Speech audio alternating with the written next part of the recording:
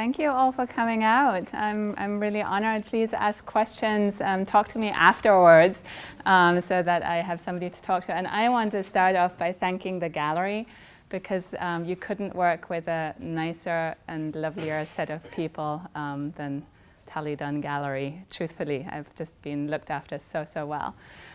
How do I talk you through this show? So basically, the show combines paintings of paintings, which I've been making probably since 2010, with paintings of objects, with actual objects. And so I'm seeing if I can jostle them all against each other. They sometimes, and I'm very interested in the fact that they don't always sit super comfortably with each other. They rub a little against each other, and so they create a nice kind of friction. And so the installation is I think of this very much as an installation. Again, my background, even though I make paintings, I actually trained as a sculptor. So there is this kind of, whenever I think about work, I think about how it's going to sit with other work. So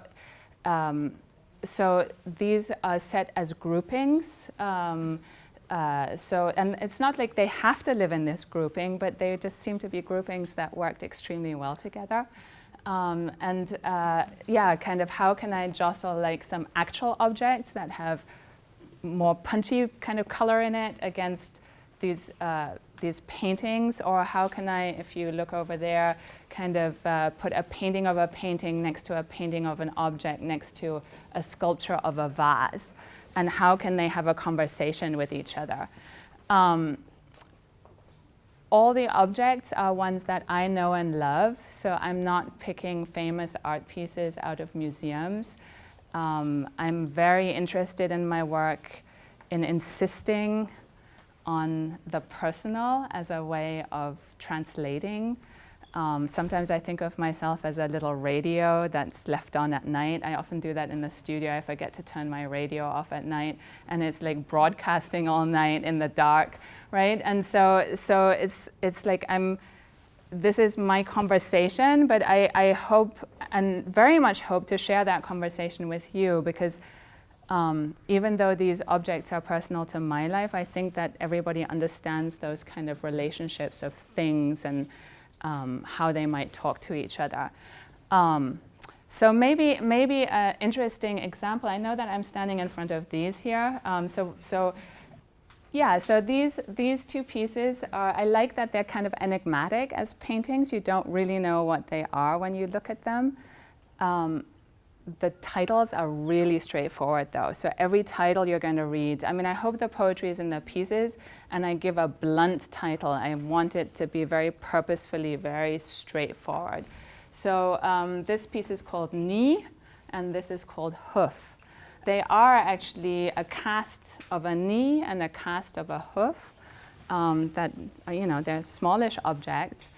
And I like the way that they talk to each other, and that you, for a minute, think that they're the same object, and you're just looking at them in a turn, or that's what there's this kind of strange double take. And so I wanted to play with that. I mean, obviously the two paintings of mugs and vases there are very much different, but I wanted to do that same thing of going, oh, look, there are two of them, and is there anything that's the same, and is there anything that's different?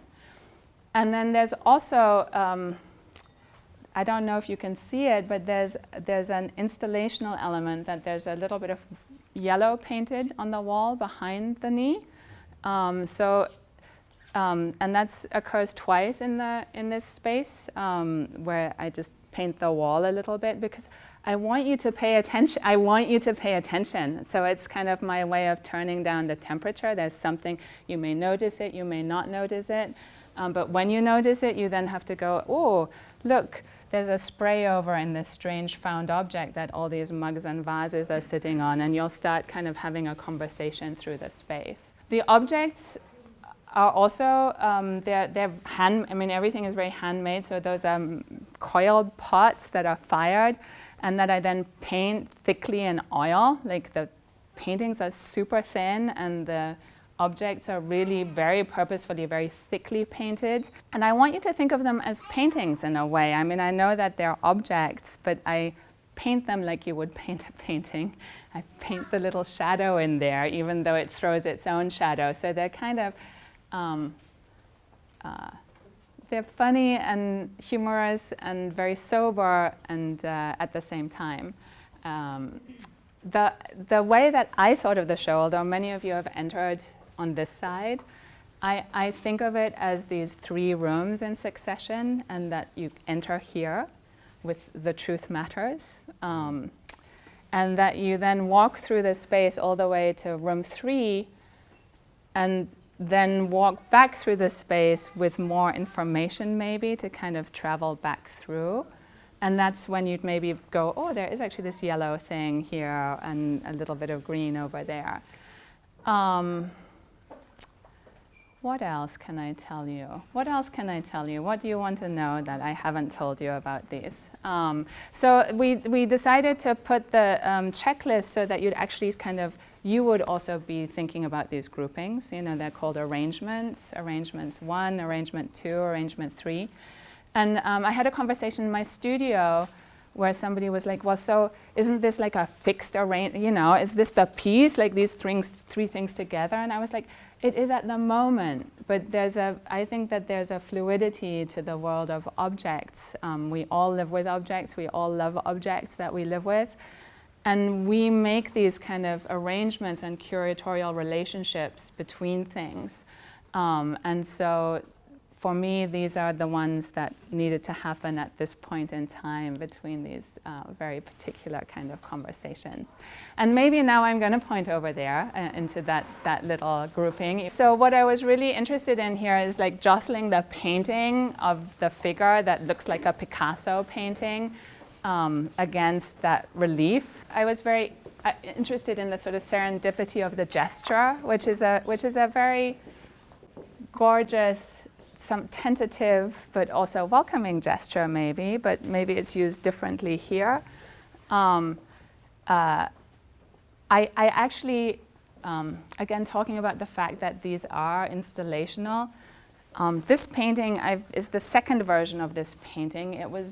The first version was larger, and I didn't like its relationship to the, you know, so I had to make it, so I mean, I think 3 of the paintings in this space are like, I made them a different size after thinking about how they needed to be together. And so I really like the way that those 2 pieces talk to each other or kind of create a little friction against each other. And then I really enjoy the, I'm going to say matchiness, which is very much on purpose, right? Of putting, right? I mean, we all know this from the matching pillows, but it's right. I mean, it's like we do that, and it always works, and it's such a simple thing, but it's a lovely thing of kind of calling attention to something. And so, you know, the vase is there to kind of extend out, but also to match a little bit with the turquoise in the painting. I think that's where I'm going to leave it. Do you have any questions for me? You've obviously been doing pottery a long time, is that right? I haven't. I started making these. These were sort of in-between things that I've been making them for about 4 years, and they've just been building up organically. But yeah, I mean, although I trained as a sculptor, it really wasn't ceramics before. Are they glazed? You said you put oil. No, they're fired, and then they're painted like you would paint a painting. So instead of painting the canvas, I'm painting the fired clay. Now I'm looking down inside, so you drizzle paint inside? Oh yeah, I get in there with my brush. Oh my gosh. Yeah. So yeah, no, and it's all painted with a brush. Any other questions that you have? I find it fascinating how painters teach us how to look at things in a different way, in a new way. And I think your talk has really enhanced our awareness of what to look for. Right. Okay. And I have a question also. When do you decide when a painting is finished? How do you decide that it's finished, that you don't have to put in more work? I mean, for me, it's always very clear when it's finished because I know there's nothing that I don't dislike anymore. It's sort of a negative way of working. When everything is doing what it's supposed to do, then it's finished. But I do actually, I like having them in my studio for quite a long time because it's often a matter, I often feel that my paintings kind of sit on this razor edge where they could fall into being nothing very easily. And so to be what they need to be, they have to be very particular, and it's often just teasing a tiny different shade of a hue into an area, right? I mean, it's like tiny little decisions that often make it where it's like, oh, now it's working, and before it wasn't. And I guess one last thing that I forgot to say is the painting that looks like Picasso is not. It is a German artist, a modern German artist that was a friend of my dad's, so he bought some of his pieces. And I guess I'm also interested in that whole art historical collaboration. I mean, the older I get as an artist, the less I feel that it's like me making I feel like all my work is a collaboration in some ways with other artists, and all artists are always collaborating with all other artists. And so, you know, this artist, this German modernist, was obviously leaning very heavily on Picasso, right? And then we know Picasso took a lot from classical art and kind of built it back into his work. And also kind of thinking about regional artists and how do they live in the world. So yes.